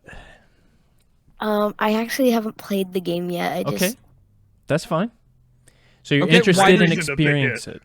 Why did you pick it though? because I've really wanted to play Majora's Mask. It's a good reason. Have you played other Zelda games? Yes, I've played. Well, Breath of the I'm- Wild, of course. Yes, and I accidentally lost my Skyward Sword card for the Switch. Oh no, But the new one that just came one out. was really fun. Yes, I love that one. Highly underrated in my opinion. Well, awesome. We have added Majora's Mask to the randomizer, and we might play it for episode 301, so stay tuned. Okay. This is really cool. Well, we're so glad that you could join us. Bye. See you later. Bye. Bye. Yes! That was the That was best great. thing. Colby, welcome to the show. We're glad that you're here. Guys, welcome. Well, It's good to be here. Yeah. Where are you calling us from? I am in Nacogdoches, Texas. Hey! Hey! Yes, sir. Are from Kenny and Nolan, who are in their addresses are as follows. 2.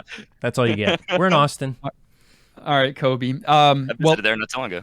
you're here for episode 300 to pitch us a game that you want us to play for episode 301. So let's hear it.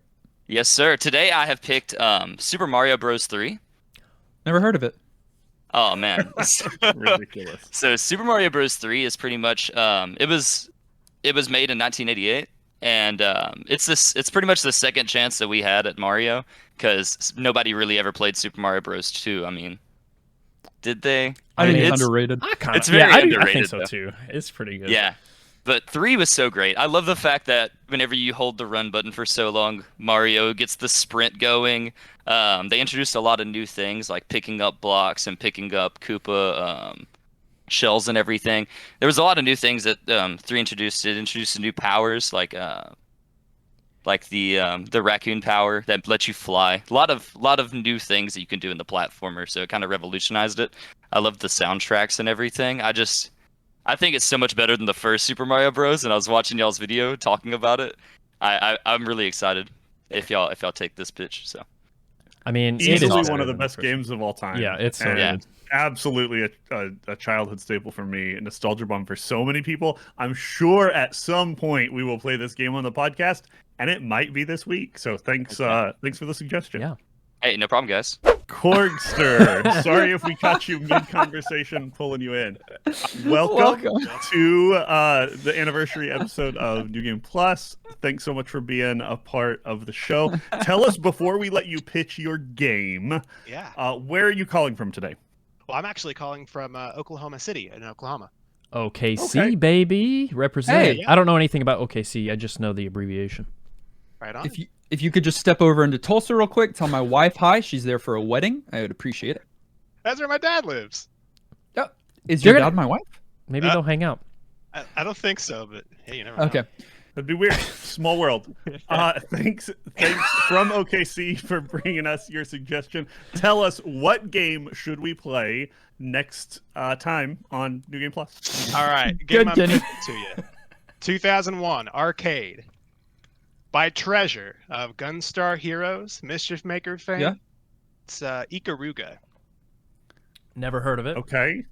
Ikaruga, which was released in arcades as a shoot 'em up, has a unique mechanic where you can switch between 2 polarities. You absorb polarities of the bullets that come at you. It's sort of a shoot 'em up with puzzle elements. It's widely considered to be one of the most what am I thinking? One of the most highly rated shoot 'em ups of all time. And I love listening to you guys talk about shoot 'em ups, and I'm hoping you guys will actually give one New Game Plus at some point. So. They won't, because they suck at shoot 'em ups. No. I'm good at them. We certainly will. I'm probably best on the show at them. I think I'll like this one. I think I'll like this one because of the puzzle aspect. That sounds interesting to me. Yeah, it gives you a different approach. So who knows? Maybe you'll like it a little more. No, they won't. They're really bad at them. Treasure is close to my heart. Their style is fun, and so I'm hyped for this one. Even though Dustin's going to like it more than he should, it sounds promising on its own merits, like outside of our bias. So thanks so much for the suggestion. We'll certainly get it into the randomizer. Thanks, Cordy. Oh yeah, happy 300 episodes, guys. Thank you very Appreciate much. Shauna Games. Welcome. Oh, hi, guys. Hello. Welcome to the show. Hello. Thank you. Thank you. I'm very excited. Yes, we're very excited to have you. So we know you. We've known you for a long time. I don't know when you started listening to the show. Do you remember the episode where you became part of the community? I do. Okay. My first episode was RuneScape. It was a fun one. Because Antonin told me that's where I should start. Interesting. Did I like Antonin, that. I think I know this. Did Antonin get you onto NGP? Yes. Oh, Antonin MVP. Word of mouth, y'all. He was your gateway drug. He was my gateway. You know what you're here for. You're here for a pitch. So we'll listen. We will not talk. And you have the floor. Awesome. So, of course, I'm coming in with a Sims game. Of course. And I would like you guys to play The Sims 2. Okay. I'm all about those sequels. Awesome. So the reason why I want you guys to play The Sims 2 is because it is a quintessential Sims game where the introduction of Sims lore is introduced in the game. And we know we all love lore in this community, right? Yes, always. There's lots of different types of gameplay with The Sims. You can not only do the life simulation stuff, but you can build houses and also play through different like storylines with the different townies. So it's not just a life simulator. What I do with the Sims and have a whole life built up around a sim wizard that we all know and love isn't the only way to play. No? I thought that was the only option. No. I think it's the best way to play. Of I didn't know there was Sims lore. What? Yeah, so Sims 2 takes place 25 years in the future from the original Sims game. Okay. And just for fun context, I know we're not talking about other games, but Sims 3 takes place 50 years in the past from the first Sims game. Interesting. Okay. And Sims 4, the one that I'm playing currently, is a parallel alternate timeline. Okay. They just started. They're like, they just screw it. Yeah, they started over. Yeah, we're just gonna totally take- wonky. Yeah, we're taking the card out of Marvel's playbook and just... Yeah. So the first 3 are connected, but in different spans of time. And I would like you to play the one that's 25 years in the future. Okay. Now, Sims 2. The Sims 2 is the Sims game that I have the most time spent and experience on. Remind me, Mortimer Goth and his family are here, correct? Yes.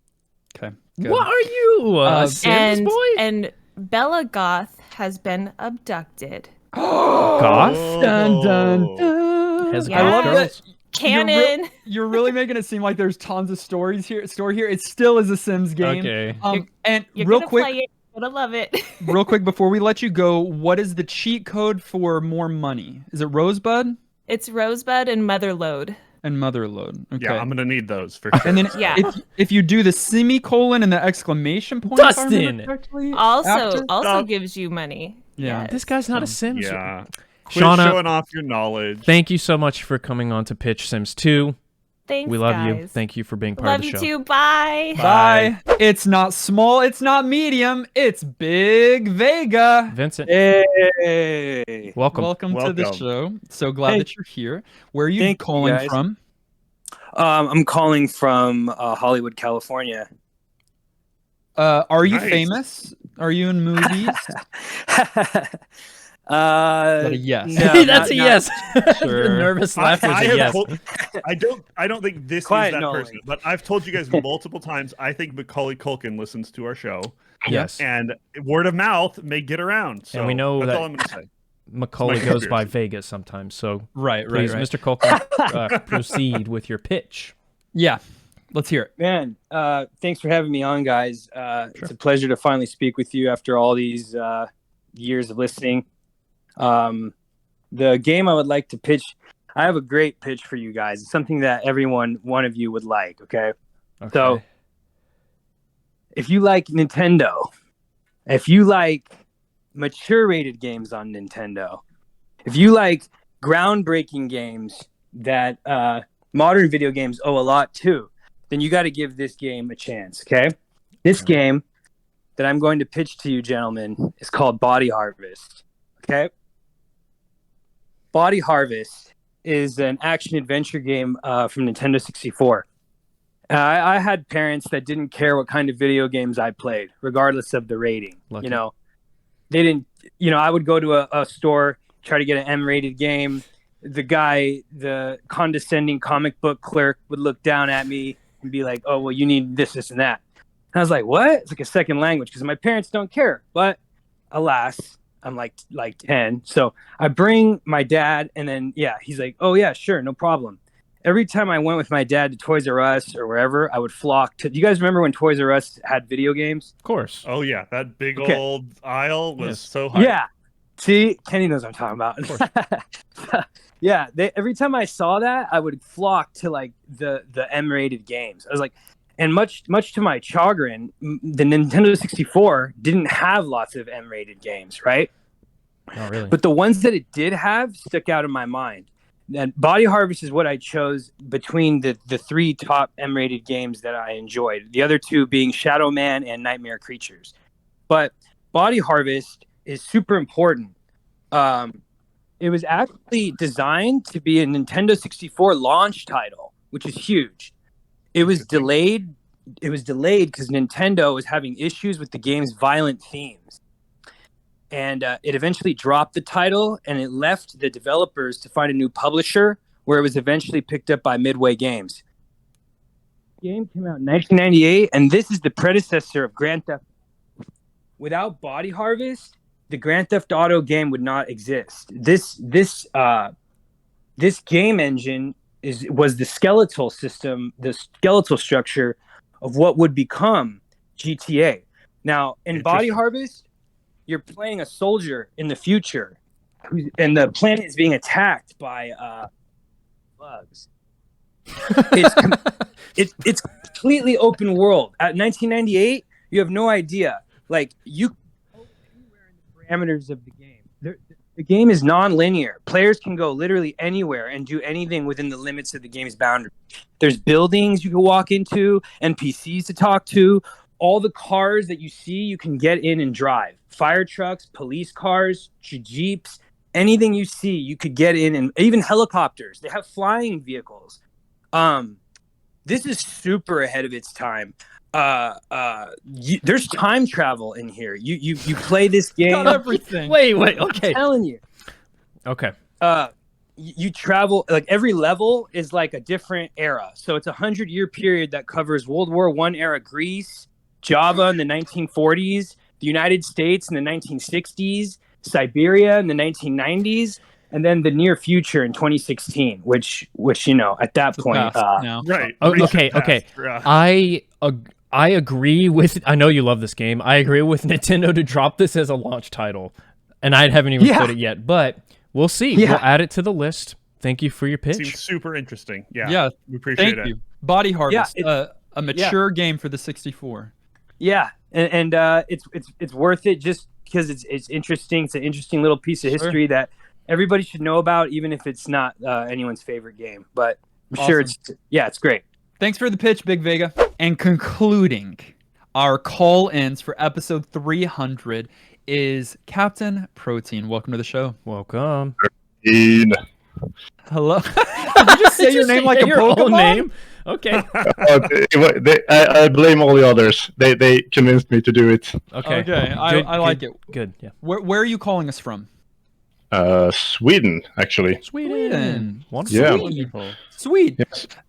So we just had dinner over here, and I settled in to watch some hockey and hang in Discord now. So yeah.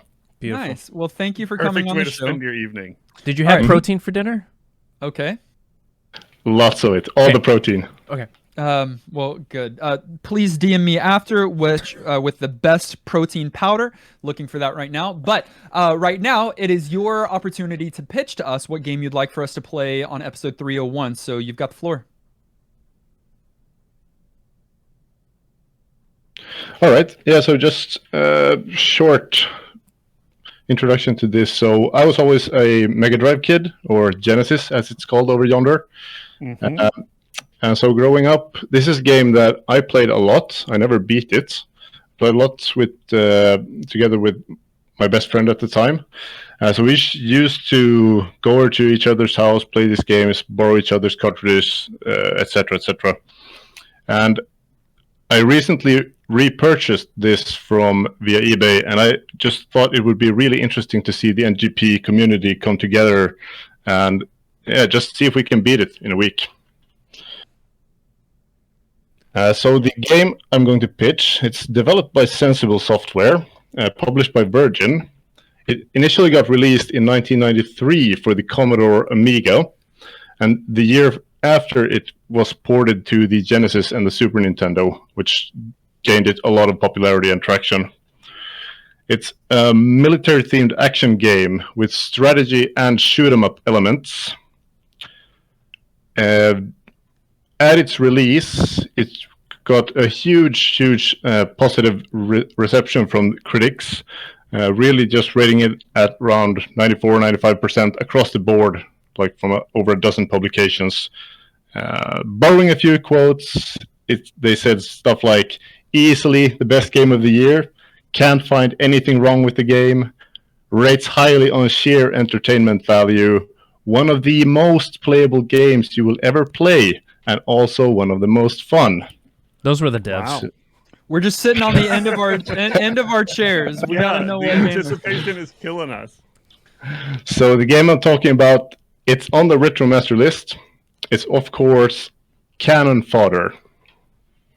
No one said that it's a perfect game. What is Cannon Fodder?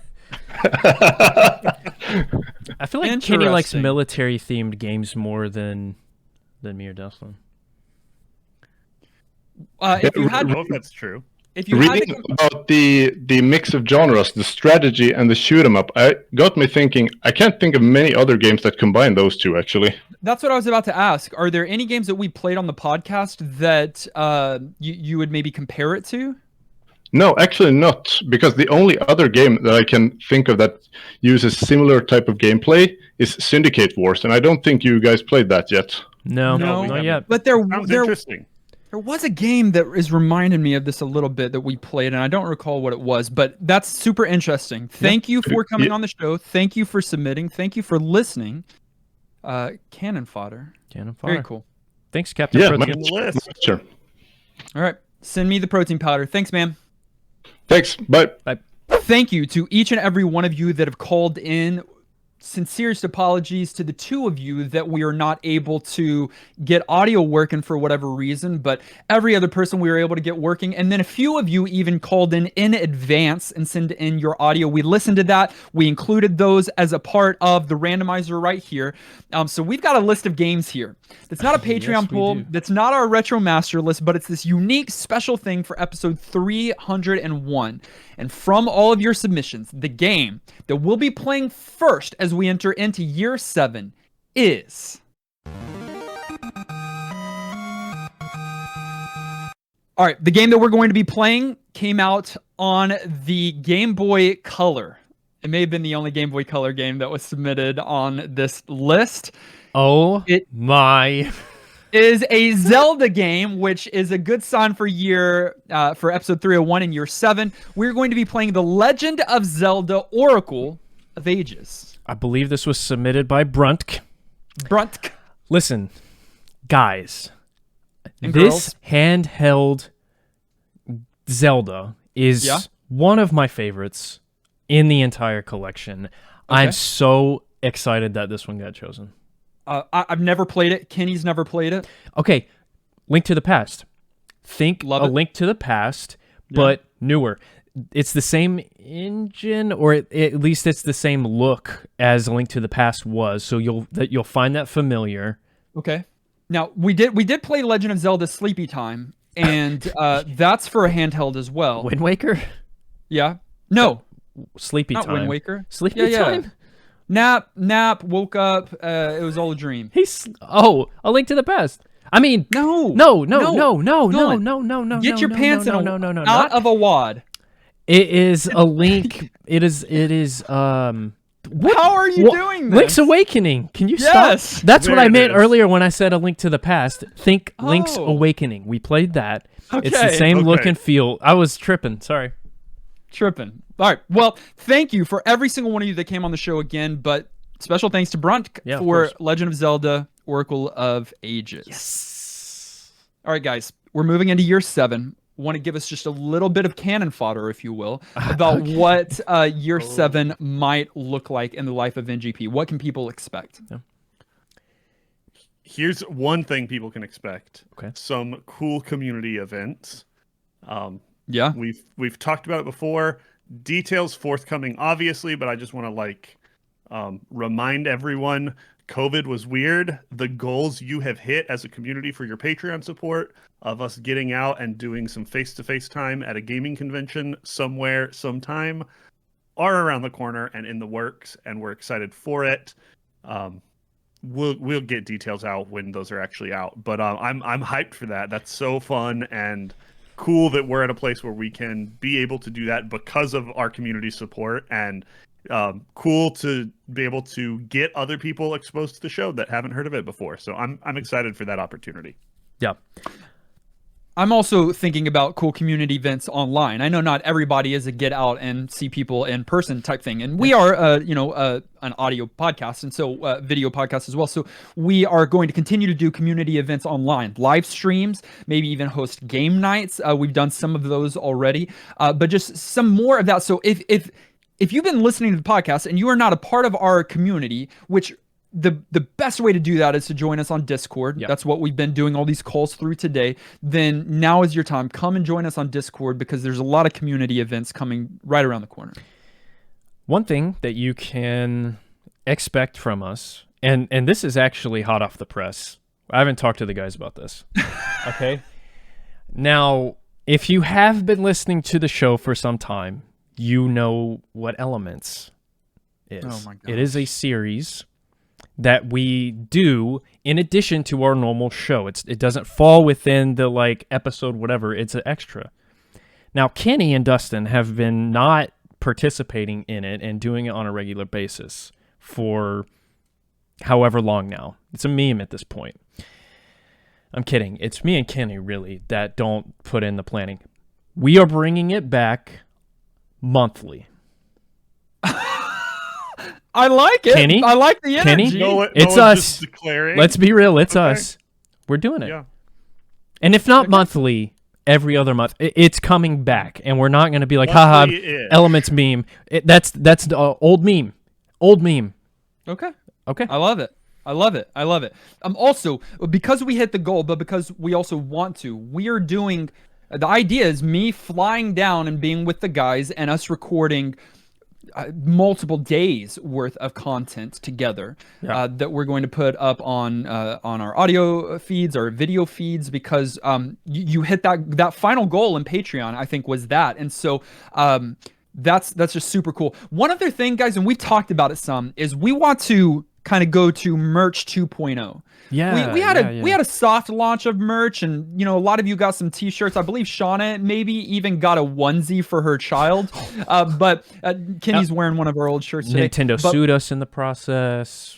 We are, and we took them to court, represented ourselves and won. And won. Kobe. We are We are going into year 7, and we're gonna do a 2.0. We're gonna refresh that, maybe even a new store that we're selling from, and we just want to get fresh new NGP merch on your body and in your hands. Yeah, and I'll just add to that. If you have ideas for merch, we're all ears. Doesn't mean we'll do it, but if you have some sort of art idea or anything else you want to see in the store, let us know and we'll consider it. And I think there's one more thing that I would like to do, and that is we've already mentioned we have our final upgrade with audio, but we can do one more upgrade with our visual. Yeah. And we've been consistent with YouTube. Every episode has been video, every first play, all of those things. And since we're doing more of that, I think our final visual upgrade will be good at some point. And so with that, continuing to just have a strong YouTube showing and more videos crossing the 1 million threshold. And listen, the way that YouTube growth happens, we surpassed 10,000 and then it's been a trickle since then. By year 8 or by year 7, the end of year 7, let's have 100,000 subs. Yes. Yeah. Let's do it. Let's do it. I'm good with that. But a big thanks to our community for being a part of this. It's because of you that we are here moving from year 6 into year 7, and we can't thank you enough. There's different places that you can find us. Nolan, after he swallows his water, is going to tell you where. You can find us in Discord.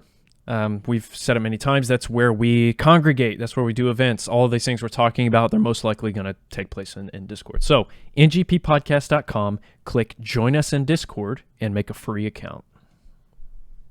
I'm going to save you guys 4 seconds because this episode has been long. Thank you to our producers and our directors and everybody else that supports us on patreon.com. You'll hear all about who those people are on a normal episode. Yeah. You can find us on our social media. All those links are in the show notes. Listen directly on any podcast provider of your choice. Make sure you subscribe so that you're the first to get new NGP episodes. And while you're at it, please leave a kind rating and review. This episode was edited and produced by our good friend Tom Tate.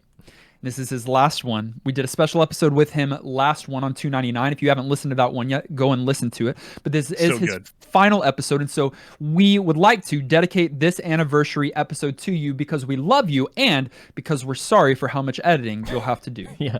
Love you, Tom. This one's a beast. Join us next week as we begin year 7 and play The Legend of Zelda Oracle of Ages. Until then, I'm still Dustin. I'm Kenny. Can we call it Season 7? And this has been New Game Plus.